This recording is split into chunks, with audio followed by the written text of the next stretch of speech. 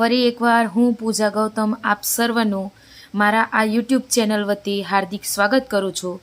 આજના દિવસે આપણે જોઈ લેશું દાખલો નંબર 9 પાર્થિવ અને પ્રિયા। પાર્થિવ અને પ્રિયા એક ભાગીદારી પેઢીના ભાગીદારો છે।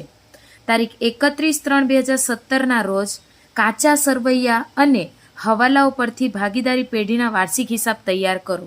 તો વિદ્યાર્થી મિત્રો, સૌ પ્રથમ આપણે જોઈ લઈએ હવાલા। હવાલાની અંદર નંબર 1, મૂડી પર 8% લેખે અને ઉપાડ પર 12% લેખે વ્યાજ ગણવાનું છે। પાર્થિવે દર માસને અંતે, હવે અહીંયા અંતે શબ્દ આપ્યો છે એનો મતલબ કે પાર્થિવનો જ્યારે આપણે સમય મર્યાદા લેશું, મુદ્દત લેશું, તો એ 66/12 લેશું। અહીં n = લેશું 66/12। નેક્સ્ટ આપણે જોઈએ પ્રિયાએ તારીખ 1/10/2016ના રોજ ઉપાડ કર્યો છે। એનો મતલબ એમ થઈ ગયો કે ટોટલ આપણે લેવાના થશે 6 માસ, એટલે મુદ્દત આપણે લેશું 6 માસ। નેક્સ્ટ આપણે જોઈએ 10,000ની ઉધાર વેચાણની નોંધ કરવાની બાકી છે। ઉધાર વેચાણ છે એટલે પહેલી અસર થશે દેવાદારોમાં પ્લસ અને બીજી અસર થશે વેચાણની અંદર પ્લસ, તથા માર્ચ 2017ની વેચાણ નોંધનો સરવાળો ભૂલથી 2000 વધુ ગણાઈ ગયો છે। 2000 વધુ ગણાઈ ગયો છે એટલે આપણે શું કરશું કે ભાઈ વેચાણમાંથી 2000 રૂપિયા માઇનસ કરી દેશું। સેકન્ડ વન હવાલો છે એટલે બીજી અસર, તો ભાઈ આપણે વેચાણ નોંધ બનાવતા નથી માટે એની બીજી અસર થશે નહીં। આગળ આપણે જોઈએ 2000ની વધારાની ઘાલખાદ માંડીવાળો। આપણે જે દેવાદારો છે તો દેવાદારોમાંથી આપણે 2000 રૂપિયા માંડી વાળશું, તથા 5% લેખે ઘાલખાદ અનામતની જોગવાઈ પણ કરો। ઓકે, તો એ પણ જોડે જોડે કરી દેશું। નેક્સ્ટ વન હવાલો નંબર 4, 4000ની ફિટિંગ્સ નકામું થઈ ગયું છે। હવે નકામું થઈ ગયું છે એનો મતલબ એમ થઈ ગયો કે જે તમને ફિટિંગ્સ આપવામાં આવ્યું છે, ફર્નિચર ફિટિંગ્સ, એમાંથી આપણે 4000 રૂપિયા નુકસાન તરીકે બાદ કરી દેશું। હવે નુકસાન તરીકે બાદ કરી દેશું એટલે પહેલી અસર થશે ભાગીદારોના મિલકત લેણા બાજુ પાકા સરવૈયાના, અને બીજી અસર લેશું આપણે નફા નુકસાન ખાતે ઉધાર। આગળ જોઈએ એક ગ્રાહકને માલ પૂરો પાડવાનો કરાર પૂરો નહીં કરી શકવાને બદલે કોર્ટે આપણને ચૂકવવાનો દાવો, કેટલો ચૂકવવાનો છે તો ભાઈ 4000 રૂપિયા દાવો ચૂકવવા માટે મંજૂર કર્યો છે। દાવો એટલે એને કહેવાશે દંડ, અને દંડ એ આપણી માટે શું કહેવાશે? નુકસાન કહેવાશે, બરાબર? તો એ પણ આપણે નફા નુકસાન ખાતે ઉધાર, અને બીજી અસર આપણે વાર્ષિક હિસાબમાં મૂડી દેવા બાજુ એક કરી દેશું। આગળ છેલ્લો હવાલો ચૂકવવાની બાકી મજૂરીના રૂપિયા 2000 મજૂરી ખાતે નોંધ્યા છે। હવે બાળકો, મજૂરી ખાતું આપણે બનાવ્યું નથી એટલે એક અસર થશે કે ભાઈ પાકા સરવૈયામાં મૂડી દેવા બાજુ એક અસર જતી રહેશે કે ભાઈ ચૂકવવાની બાકી મજૂરી તરીકે 2000 મજૂરી ખાતું આપણે બનાવ્યું નથી એટલે બીજી અસર પણ નહીં થશે। આગળ જોઈએ પરંતુ ચૂકવવાની બાકી મજૂરી ખાતાની અંદર કાચા સરવૈયામાં નોંધવાનું રહી ગયું, કાંઈ વાંધો નહીં, મજૂરી ખાતું જ્યાં સ્પેશિયલ આપણે બનાવેલું હશે ત્યાં આપણે નોંધી દેશું। ઓકે, તો લેટ્સ વી સ્ટાર્ટ। જોઈ લઈએ આપણે દાખલો। સૌપ્રથમ પાકા સરવૈયાની અંદર આપણે મૂડી ભંડોળ પાર્થિવ અને પ્રિયાનું સ્થાન મૂકી દીધું છે। આફ્ટર ધેન મૂડી ખાતાની અંદર જમા બાકી તરીકે આપણે લખીશું તારીખ 1/4/2016, એમાં લખીશું બાકી આગળ લાવ્યા। એની અંદર પાર્થિવની તમને મૂડી આપી દેવામાં આવી છે 24,000 અને પ્રિયાની મૂડી તમને આપી દેવામાં આવી છે 16,000। આગળ આપણે જોઈએ ઉધાર બાકીમાં તમને બંનેનો ઉપાડ આપી દેવામાં આવ્યો છે। ઉપાડમાં કોઈ તારીખ નથી એટલે આપણે ડેશ લગાવી દેશું। નેક્સ્ટ ઉપાડ ખાતે પાર્થિવનો ઉપાડ આપવામાં આવ્યો છે 4,800 અને પ્રિયાનો ઉપાડ આપવામાં આવ્યો છે 2,300. આ બંનેની ઉપર આપણને હવાલો આપવામાં આવ્યો છે, હવાલો નંબર 1. એમાં કીધું છે કે ભાઈ મૂડી પર 8% લેખે અને ઉપાડ પર 12% લેખે વ્યાજ ગણવાનું છે. તો અહીંયા લખી દઈએ ફિલહાલ કે ભાઈ 31/3/2017 મૂડીની નીચે મૂડીનું વ્યાજ, ઉપાડની નીચે ઉપાડનું વ્યાજ. એટલે લખી દઈશું આપણે મૂડી પર વ્યાજ. 24,000ના 8% લેખે તમને લેવા માટે કીધું છે, તો એની ગણતરી આવશે 1,920 અને 16,000ના 8% ડાયરેક્ટ આપણે કરીશું તો એની ગણતરી આવશે 1,280.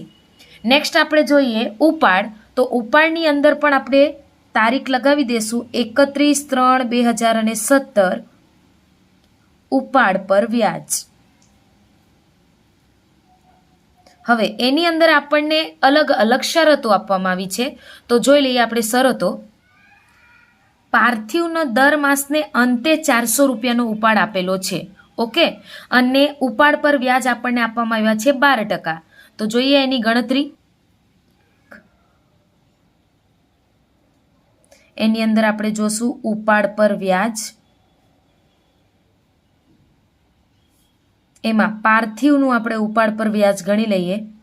તો સૌ પ્રથમ આપણે સૂત્ર મૂકીએ કે ભાઈ ઉપાડ પર વ્યાજ મેળવવા માટે I = PRN/100. હવે P = ઓલરેડી તમને આપી દેવામાં આવ્યા છે. દર માસે આપણે 400 રૂપિયાનો ઉપાડ કરીએ છીએ. R = 12% લેખે વ્યાજની ગણતરી કરવાની થાય છે અને N = અંતે એટલે 66/12 આપણે લેશું.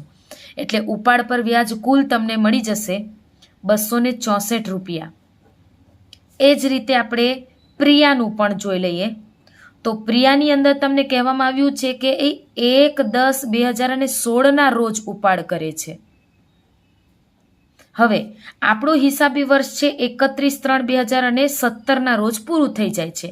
તો ટોટલ આપણે આ માસ આપણે ગણવા જઈએ તો ટોટલ માસ થશે 6 માસ. બરાબર? માટે હવે આપણે 6 માસની ગણતરી કરીએ તો ઓલરેડી તમને કાચા સરવૈયાની અંદર પ્રિયાનો ઉપાડ આપેલો છે 3,200 ગુણ્યા 12% લેખે આપણે એની ઉપર વ્યાજ ગણીશું ગુણ્યા 6/12. તો પ્રિયાના ભાગનો ઉપાડ પર વ્યાજ થશે 192 રૂપિયા. ઓકે, હવે ઉપાડ પર વ્યાજ પાર્થિવનું આપણને મળ્યું છે 264 રૂપિયા અને પ્રિયાને મળ્યું છે 192 રૂપિયા. હવે મૂડીની નીચે મૂડીનું વ્યાજ, ઉપાડની નીચે ઉપાડનું વ્યાજ, આ બંનેની એન્ટ્રી ઉપાડ અને મૂડી આ બંને સિવાય મૂડીનું વ્યાજ અને ઉપાડનું વ્યાજ બંનેની એન્ટ્રી થશે નફા નુકસાન ફાળવણી ખાતે. બરાબર? તો મૂડીનું વ્યાજ તમને મૂડી ખાતામાં જમા બાજુ આપ્યું એટલે ફાળવણીમાં આપણે ઉધાર બાજુ લખીશું. ઉપાડનું વ્યાજ તમને ઉધાર બાજુ આપ્યું છે એટલે ફાળવણી ખાતામાં આપણે જમા બાજુ લખીશું. લખી દઈએ આપણે. ટાઇટલ લગાવી દઈએ મૂડી પર વ્યાજ.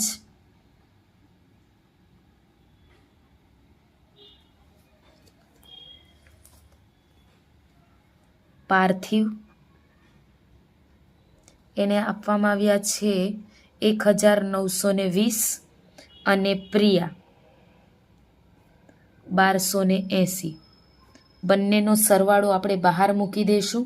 ટોટલ આવશે 3,200. નેક્સ્ટ તમને ઉપાડ પર વ્યાજ પણ આપી દીધું છે. આપણે એક લીટી છોડીને લખીશું કે ભાઈ ઉપાડ પર વ્યાજ.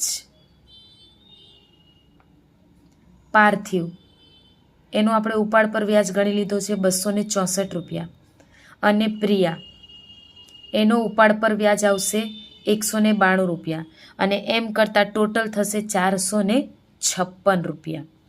આગળ આપણે જોઈએ દાખલાની અંદર. હવે દાખલામાં આપેલ ઉધાર બાકીઓમાંથી સૌ પ્રથમ આપણે ઉપાડ અને મૂડીનો હવાલો પૂરો થઈ ગયા પછી લઈ લઈએ આપણે ખરીદી. ખરીદી લખી દઈશું આપણે. સૌ પ્રથમ શરૂનો સ્ટોક તમને આપવામાં આવ્યો નથી એટલે ડાયરેક્ટ આપણે લખી દઈશું ખરીદી. ખરીદીની ચોખ્ખી પડતર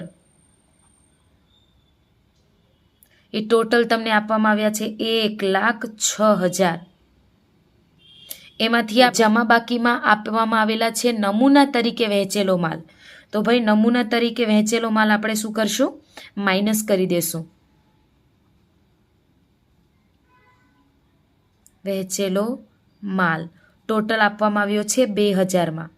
તો 1,06,000માંથી 2000 આપણે માઇનસ કરીએ એટલે 1,04,000 બચશે.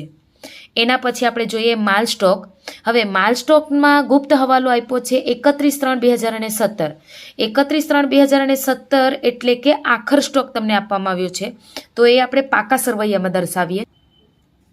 પાકા સરવૈયાની અંદર આખર સ્ટોક તમને કુલ આપવામાં આવ્યો છે 28,000. ત્યારબાદ લેણું આપવામાં આવ્યું છે. લેણું એટલે એને કહેવાશે દેવાદાર. તો દેવાદાર માટે આપણે ઉપર અહીંયા આગળ લખી દઈશું દેવાદાર, એને જ લેણું કહેવાશે. ટોટલ તમને આપવામાં આવ્યા છે 48,000. હવે એની ઉપર એક હવાલો છે, હવાલો નંબર 2. એમાં કીધું છે કે ભાઈ ₹10,000ના ઉધાર વેચાણની નોંધ કરવાની રહી ગઈ તો આપણે શું કરીશું? નોંધ કરી દેશું. પ્લસ ઉધાર વેચાણ ₹10,000 એટલે ટોટલ થયા 58,000. હવે ઉધાર વેચાણમાં નોંધ કરી એટલે બીજી નોંધ થશે વેચાણમાં. આપણે લખી દેશું સૌ પ્રથમ તો વેપારી ખાતે જમા બાજુ વેચાણ અંદરના ખાને આપણે લખીશું 2 લાખ.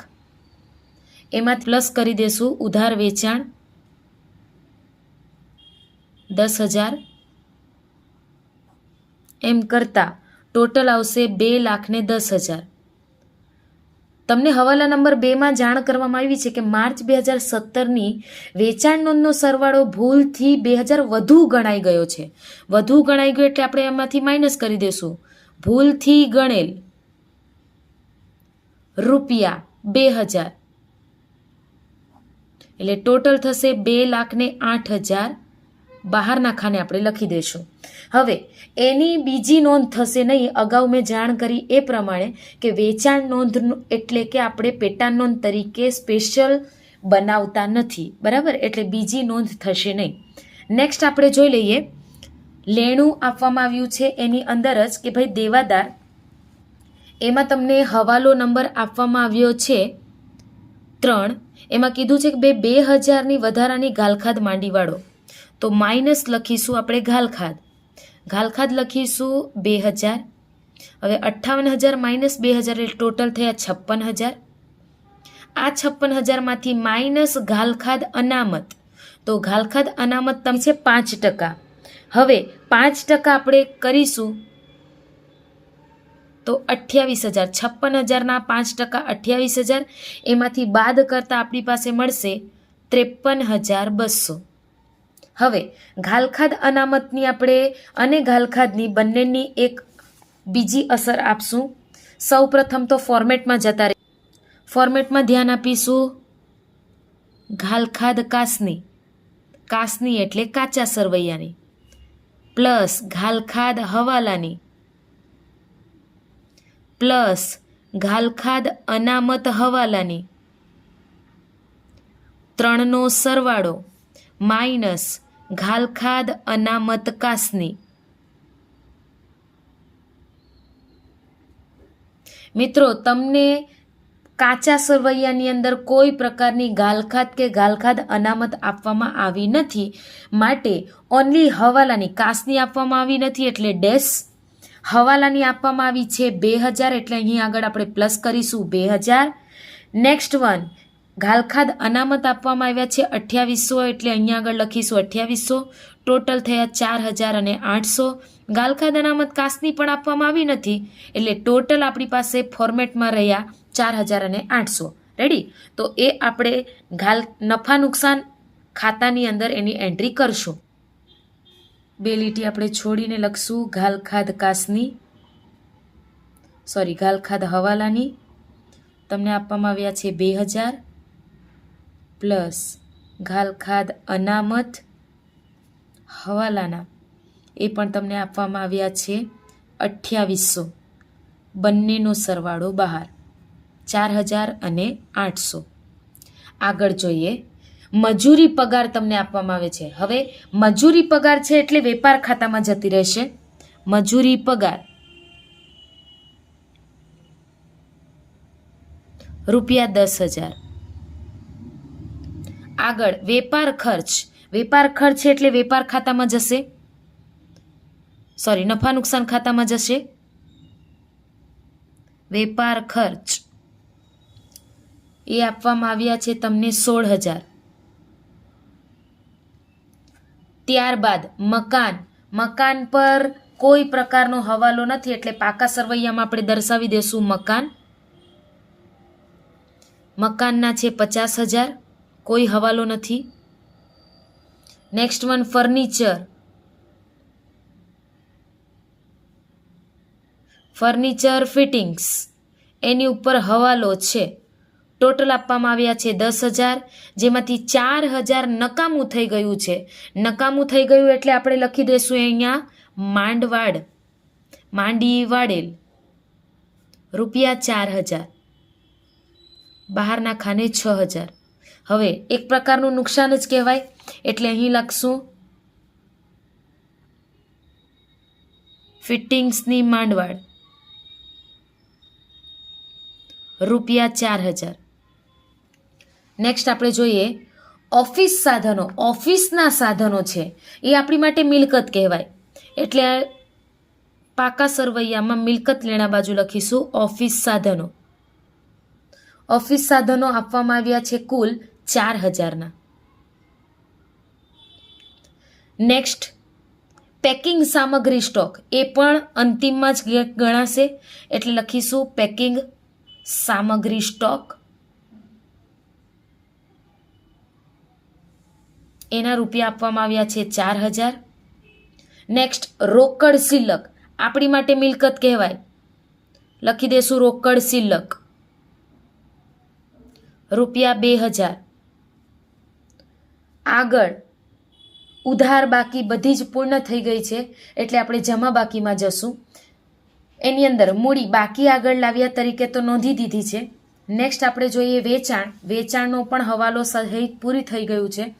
દેવું આપવામાં આવ્યું છે તો દેવું લખીએ આપણે લેણદારો. દેવું એટલે લેણદારો કહેવાશે. લેણદારો છે ટોટલ આપવામાં આવ્યા તમને 30,000. નેક્સ્ટ નમૂન તરીકે વહેંચેલો માલ એ આપણે ખરીદીમાંથી ઓલરેડી માઇનસ કરી દીધો છે. આગળ બેંક ઓવરડ્રાફ્ટ એને કહેવાશે બીઓડી. તો બીઓડી આપી દેવામાં આવ્યો છે તમને 14,000. મૂડી દેવા બાજુ લખી દઈશું આપણે. નેક્સ્ટ આપણે જઈએ જમા બાકી બધી જ પૂર્ણ થઈ ગઈ છે. હવાલો નંબર આપણે 1 જોઈ લઈએ કે ભાઈ હવાલા નંબર 1ની અંદર મૂડી પર વ્યાજ છે 8%, જે આપણે પૂરું કરી નાખ્યું છે. ઉપાડ પર વ્યાજ એ પણ પૂરું થઈ ગયું છે. હવાલો નંબર 2 ₹10,000ની ઉધાર વેચાણની નોંધ એ પણ થઈ ગઈ છે.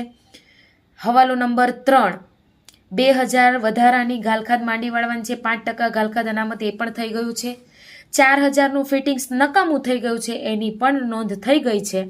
આગળ હવાલો નંબર 5 એક ગ્રાહકને માલ પૂરો પાડવાનો કરાર પૂરો નહીં કરી શકવાને બદલે કોર્ટે આપણને 4,000નો ચૂકવવાનો દાવો મંજૂર કર્યો છે. એક નુકસાન બાકી છે, લખી દેશું આપણે ચૂકવવા બાકી દાવો.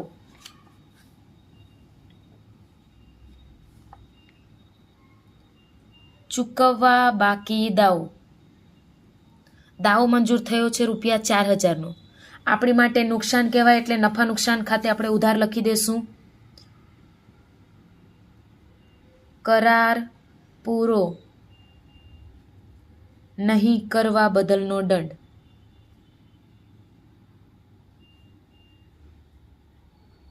₹4,000.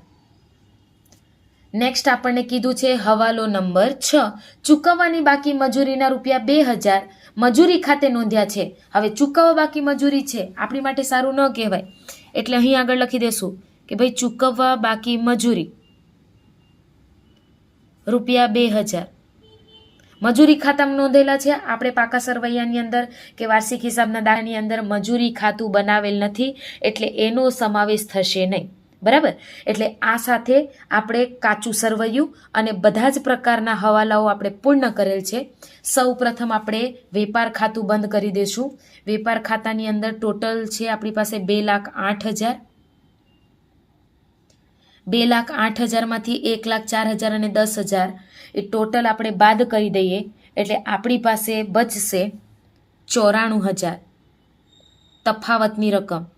આ તફાવતની રકમને કહેવાશે કાચો નફો, જે આપણે નફા નુકસાન ખાતે લઈ જશું. ખાતે લઈ ગયા. હવે કઈ બાજુ? તો ભાઈ ઉધાર બાજુ. ક્યાં લઈ જવાનું? જમા બાજુમાં. લખીશું કાચો નફો. ક્યાંથી લાવ્યા? વેપાર ખાતેથી લાવ્યા. ₹94,000. વેપાર નફા નુકસાન ખાતાની અંદર પણ કોઈ પ્રકારના બીજા હવાલાઓ નથી એટલે 94,000. એમાંથી ઉપરની બધી જ ઉધાર બાકીની રકમો માઇનસ કરતાં આપણી પાસે રકમ બચશે 65,200. ટોટલ 94,000. આ જે ઉધાર બાજુ બચ્યા નફા નુકસાન ખાતાની તો એને કહેવાશે ચોખ્ખો નફો, જે આપણે લઈ જશું ફાળવણી ખાતે. ઉધાર છે એટલે આપણે લઈ જશું ફાળવણી ખાતામાં. જમા બાજુ એક લીટી ઓલરેડી છોડેલી છે. લખીશું ચોખ્ખો નફો ₹65,200. 65,200 અને 456 એ આપણે સરવાળો કરીશું એટલે ટોટલ આપણી પાસે આવશે 65,656. અને એમાંથી આપણે ₹3200 ઉધારના બાકી બાદ કરી દઈશું. 65,656 બાદ કરતાની સાથે આપણી પાસે રકમ બચશે 62,456. ઉધાર બાજુ આવ્યા છે એને કહેવાશે વહેંચણી પાત્ર નફો. હવે પહેલી લીટીની અંદર તમને કહેવામાં આવ્યું હશે કે પાર્થિવ અને પ્રિયા એક ભાગીદારી પેઢીના ભાગીદારો છે એટલે નફા નુકસાનનું પ્રમાણ આપેલ નથી. ન આપ્યું હોય એટલે 1:1 બનશે. ભાગીદાર પાર્થિવ અને બેન પ્રિયા 31,228, 31,228 એટલે ટોટલ થઈ જશે 62,456. આગળ આ જે નફો છે આપણે મૂડી ખાતામાં જમા બાજુ લઈ જઈએ. તારીખ 31/3/2017 વહેંચણી પાત્ર નફો